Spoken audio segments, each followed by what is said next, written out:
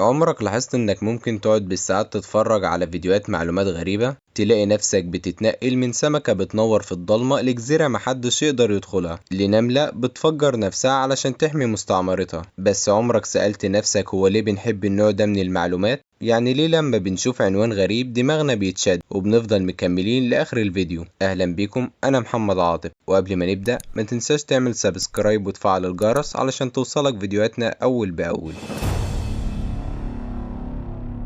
أول حاجة، الفضول مش اختيار، ده غريزة إنسانية. الإنسان من آلاف السنين وهو بيدور وبيسأل وبيستكشف وبيحاول يفهم كل حاجة حواليه. ليه السما بتنور؟ ليه البحر مالح؟ الصوت ده جاي منين؟ الفضول هو اللي خلانا نكتشف النار ونبني الحضارات. بس الغريب إن العقل البشري ما بيحبش الإجابات السهلة. الدماغ دايما بيشتغل بآلية التهديد والفرصة. يعني أول ما تلاقي حاجة غريبة دماغك بيقولك استنى، ده ممكن يكون خطر أو ممكن يكون كنز. يعني في الحالتين لازم تتابع وتفهم. وعلشان كده من أول ما وقعت على الدنيا وانت بتحب الحكايات اللي فيها مفاجآت وألغاز وغرائب أو حاجات غير متوقعة. تاني حاجة، المخ بيكافئك لما تندهش. كل مرة بتكتشف فيها معلومة غريبة مخك بيفرز مادة اسمها الدوبامين، ودي مسؤولة عن الشعور بالمتعة والتحفيز. يعني لما تشوف معلومة زي في نوع من الأخطبوط بيقدر يغير شكله بالكامل ويقلد أي كائن تاني، أو إنك ممكن تعيش من غير معدة لكن مش من غير كبد. في دراسة انتشرت في سنة 2014 قالت إن كل ما الشخص يكتشف معلومة جديدة، الجزء اللي في دماغه المسؤول عن المكافأة بيشتغل كأنه كسب فلوس أو أكل أكلة بيحبها.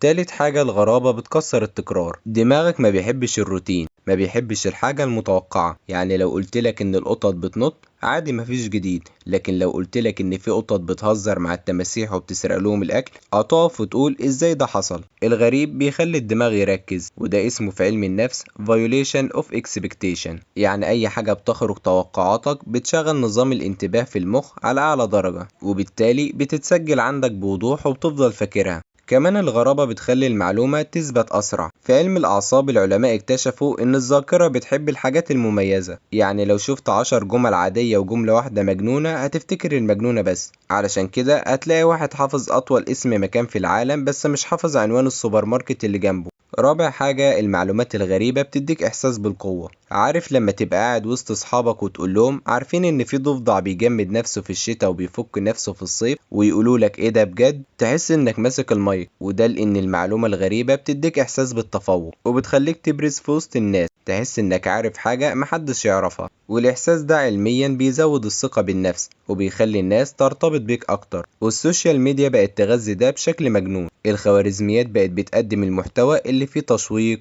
غرابة، أرقام، حيوانات نادرة، كائنات غامضة، ظواهر نفسية مرعبة، لأنها عارفة إن دماغك مش بيقدر يقاوم النوع ده من المعلومات. وعلشان كده نوعية المحتوى دي بتتنشر أسرع وبتوصل لجمهور ضخم. ممكن أقولك بعض الأمثلة من أغرب المعلومات اللي دماغك مش ممكن ينساها. في نوع من أنواع أناديل البحر بيقدر إنه يعيش للأبد. وكمان في شجرة في افريقيا اسمها شجرة السجن، كانت الناس بتحبس جواها المجرمين. وكمان في طائر اسمه الطائر الكذاب بيقدر انه يقلد اصوات الحيوانات وحتى صوت الكاميرا والانذار. وفي مكان في كندا اسمه المغناطيس الكبير بيخلي البوصلة تلف بطريقة غير عادية. وفي ظاهرة اسمها متلازمة اليد الغريبة، الانسان بيحس ان ايده مش بتاعته وبتتحرك لوحدها. كل مثال من دول بيخلي دماغك يفتح مليون علامة استفهام، وده هو السبب انك بتحب المحتوى ده من غير ما تحس. علماء الاعصاب كمان لاحظوا حاجة أغرب. في تجربة اتعملت على مجموعة متطوعين، خلوهم يقارنوا بين معلومة غريبة جدا بس مش مفيدة ومعلومة مفيدة جدا بس مملة، والنتيجة إن 80% اختاروا الغريبة.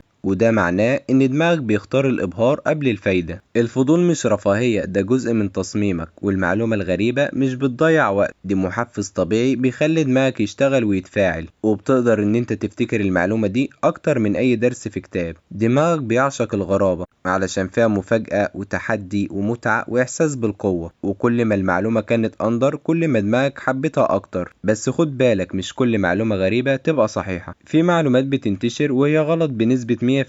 علشان كده حبك للغرابة محتاج يكون دايما مع تفكير نقدي. ولو وصلت لحد هنا فانت واحد من الناس الفضوليين الحقيقيين. ما تنساش تعمل لايك للفيديو وسيبلي في الكومنتات ايه أغرب معلومة سمعتها في حياتك ولسه فاكرها.